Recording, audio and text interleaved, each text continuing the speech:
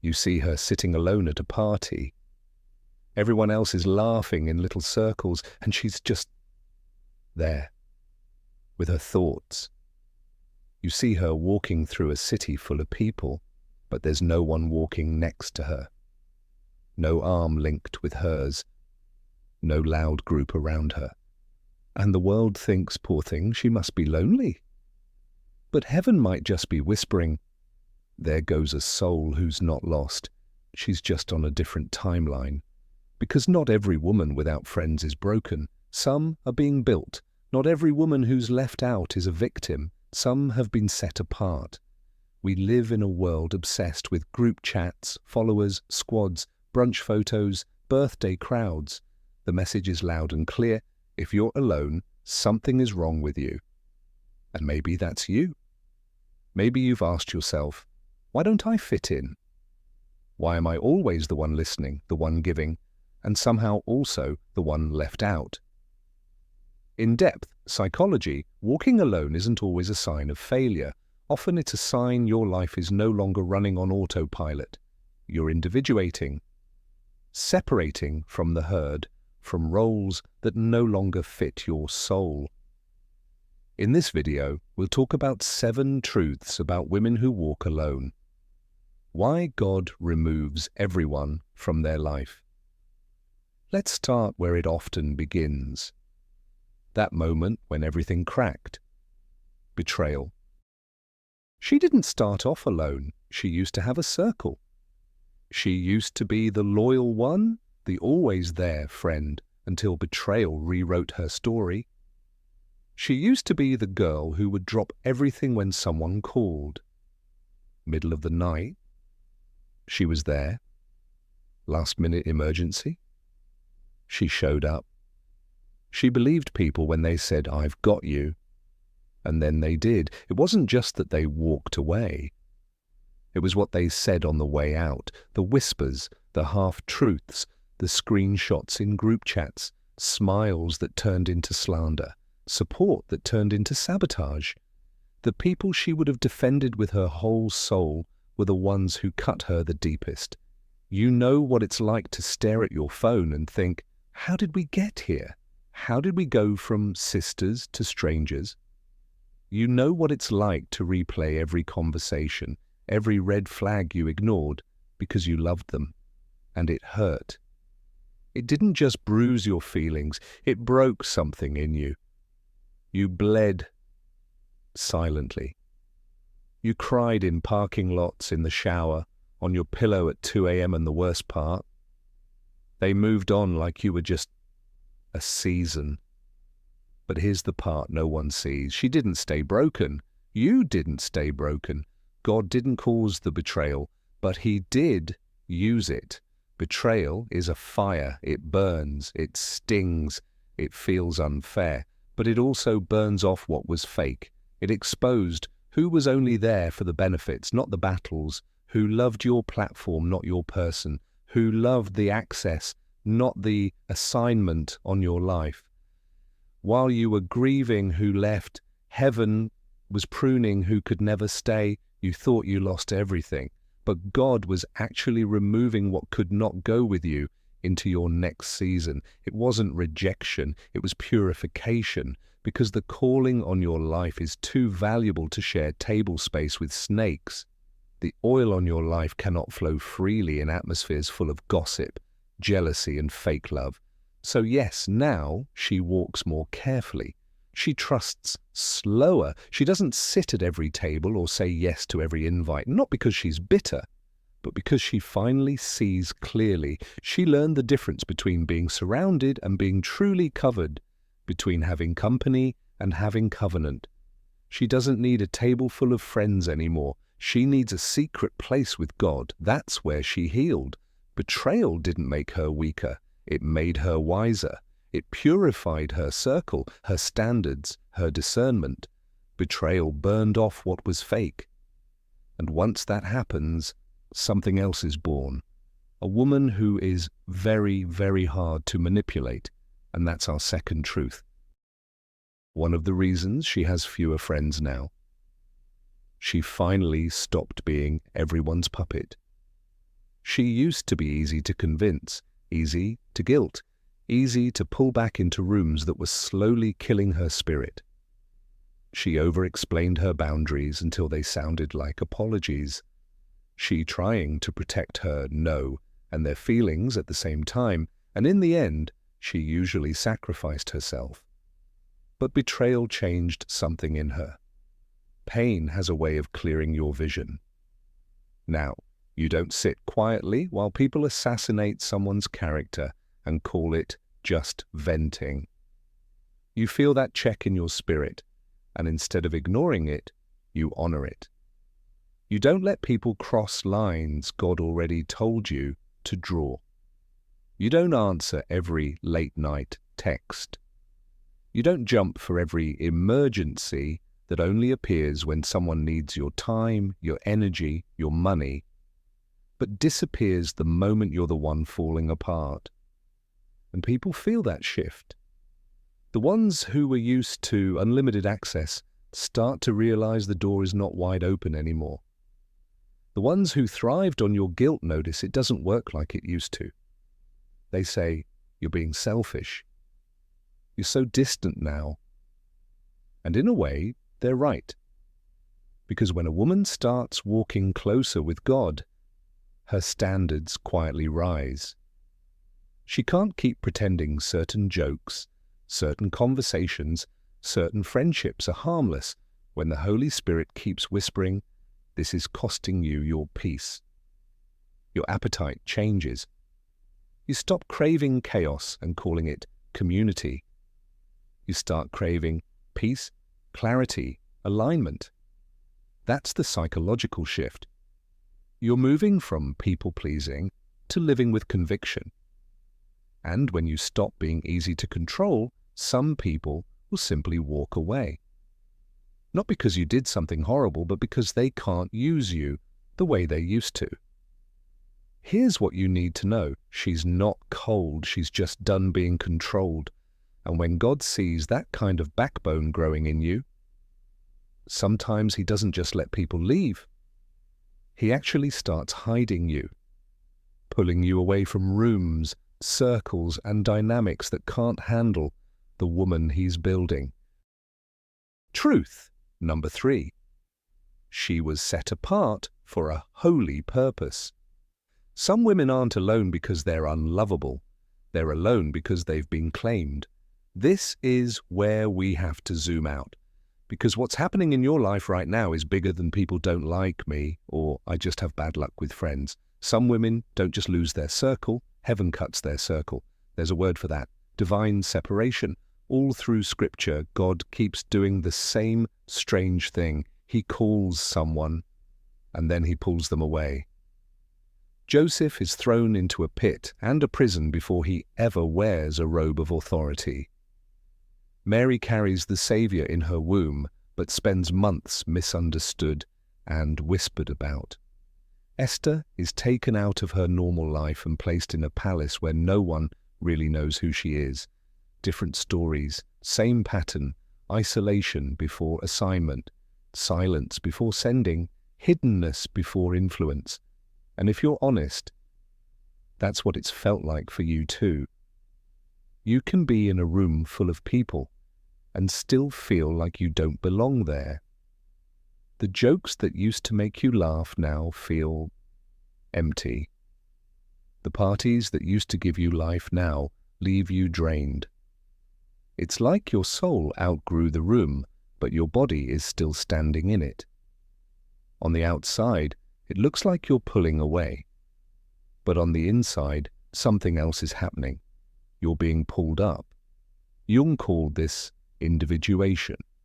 The process where your soul starts separating from the roles, masks, and expectations that no longer match who you truly are. It feels like a breakup with your old life, with your old self, with your old normal. And here's what's wild. Sometimes what your soul is doing is exactly what God is doing. Your spirit is saying, I can't keep shrinking to fit places God never called me to stay. You're not being punished. You're being prepared. You're not invisible. You're being hidden. Hidden from the people who would talk you out of your calling, hidden from voices that would water down what God is trying to say to you, hidden from relationships that would drain the very oil He's putting on your life. Because when God sets a woman apart, it's not to embarrass her, it's to protect what she's carrying. You may not have a big group chat anymore. You may not get invited to every brunch, every trip, every birthday dinner, but you have something most people never slow down long enough to find, a direct line to the one who's writing your story. Truth. Number 4, she learned to hear God in the silence. Her life got quieter on the outside, so she could get louder with God on the inside. She realized her life used to be ruled by FOMO, fear of missing out. Now, she's not afraid of missing the party, she's afraid of missing His presence. On the surface, not much is happening. Fewer notifications, fewer texts. But look a little closer. Her notes app is stacked with prayers, questions, and things she feels God whispering. There are tear stains on journal pages no one will ever read, those nights when no one calls. They've become the nights she finally tells God the truth, how angry she really was, how abandoned she felt, how tired she is of always being the strong one, no filter, no performance, just raw honesty with the only one who already knows it all. Her intuition sharpens. She notices the difference between anxiety screaming and peace quietly standing its ground. She learns that God's voice is often the one calling her into courage, not comfort, into truth, not just keeping the peace. That's why she doesn't panic the way she used to. That's why she walks with a calm that doesn't match her circumstances. She's been trained in the silence. Truth number 5. She was misjudged, but she's still standing. The more she healed, the more people said, "You've changed." They were right. She had. What they meant, though, was, "You're not as easy to control anymore."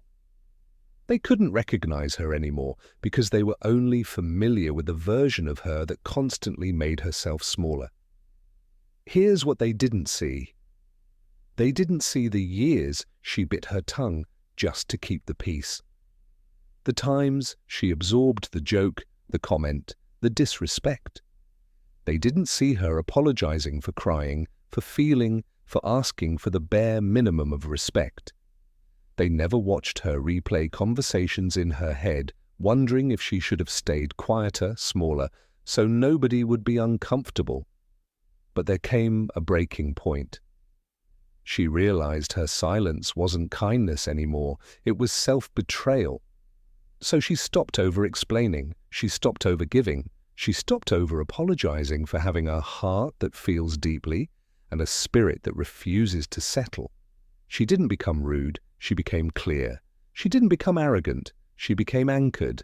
And when a woman stops shrinking to fit, people who were comfortable with the smaller version will almost always say, "You've changed." From their angle, she has. From heaven's angle, she's finally catching up to who she was always meant to be. Being misjudged doesn't mean you're mistaken. Just because they don't understand your transformation does not mean you need to reverse it. God is not taking a poll. He's not watching who unfollows you, who stops inviting you, who rolls their eyes at your boundaries. He sees your heart. He knows the cost. He knows the tears that no one else saw. So yes, they might call you distant because you've learned boundaries. They might call you intense because you refuse to live numb. They might call you too spiritual because you're no longer worshipping their approval. Let them talk. You don't need to clear your name in every room God is already defending you in. Truth number 6. She's not chasing more people around her. She's chasing more presence within her. There was a time when her worth was tied to how many names were in her phone, how many invites she got on a Friday night. But after everything she's walked through, the betrayal, the separation, the hidden season with God, so little by little her priorities shifted. Less FOMO, fear of missing out, more fear of wasting her soul on the wrong people, the wrong places, the wrong patterns. She realized, it's possible to be surrounded and still be stunted. It's possible to be popular and still be spiritually empty. So she stopped measuring her life by how many people showed up to her birthday and started measuring it by how much fruit was showing up in her character. Not followers, fruit, love, but this time with boundaries. Not that desperate, clingy love that says, I'll tolerate anything as long as you don't leave, but the kind of love that can say, I care about you, but I also care about the health of my own heart. Peace. Even in seasons of loneliness, not because everything is easy, but because she knows who holds her life. Joy, not the hyped-up, forced positivity, but a quiet gladness that shows up even in ordinary days. Self-control, especially when it comes to going back to what God already called her out of. Answering texts she shouldn't answer. Reopening doors he clearly closed. Is her social circle smaller now? Yes. But her life is stronger. She might have one or two people who truly see her, who pray for her, who tell her the truth even when it stings. Everyone else, acquaintances, people she can be kind to but no longer hands the keys of her heart to. She has a new way of checking relationships now. Does this friendship bear fruit or just create noise? When the answer is just noise, she doesn't hate them. She just stops forcing depth where there is none. Truth. Number 7, she's a threat to the darkness. Hell is not intimidated by a woman with a big social circle. Hell is intimidated by a woman who can stand alone and still burn. The enemy doesn't panic over how many people know your name. He panics when you know whose name you carry. A woman who still prays when no one is watching, who still worships when no one is clapping, who still obeys God when no one is posting about it. That woman is dangerous, because her fire doesn't come from the crowd, it comes from the secret place. She doesn't need to post her spiritual life to prove she has one. She doesn't need to announce every fast, every prayer, every tear. But when she walks into a room, something shifts. A strange peace settles, the chaos feels less loud, the conversation bends toward honesty. People feel safe enough to tell the truth or too convicted to keep pretending. Why? Because she carries the presence she's been sitting in when nobody was looking. You can't easily scare a woman who's already sat in her deepest night with God and watched the sun rise again. That makes her spiritually and psychologically very hard to shake. The enemy would rather have a woman who needs constant validation to feel valuable. But this one? She's rooted, she's anchored, she's dangerous. Because all it takes is one woman who believes God in the dark, and whole bloodlines start to shift. Patterns break. Curses end. Daughters after her walk freer because she refused to bow. So yes, she walks alone, but she walks in power. If you've made it all the way here, hear me clearly. Your circle didn't shrink because you were unlovable. It shrank because heaven is protecting you and preparing you. Every unanswered text, every plan you weren't invited to, every season where it felt like everyone moved on without you, none of that disqualifies you. It's the soil God is using to grow someone stronger, clearer, and harder to derail than you've ever been before. So don't rush to glue random people back into the empty spaces just because it feels quiet. Don't run back to what broke you just to feel normal. Use this season to go deeper with God and more honest with yourself. Let Him show you who you are when you're not performing for anyone. If this unraveled something in you, take a second after this video. Don't rush to the next thing. Ask God, what are you protecting in me? What are you preparing me for? And if this felt like your story, drop a simple "I'm still walking" in the comments. You don't have to explain it. The ones who know will know. You might be walking without a crowd, but you are not walking without a caller. Keep walking.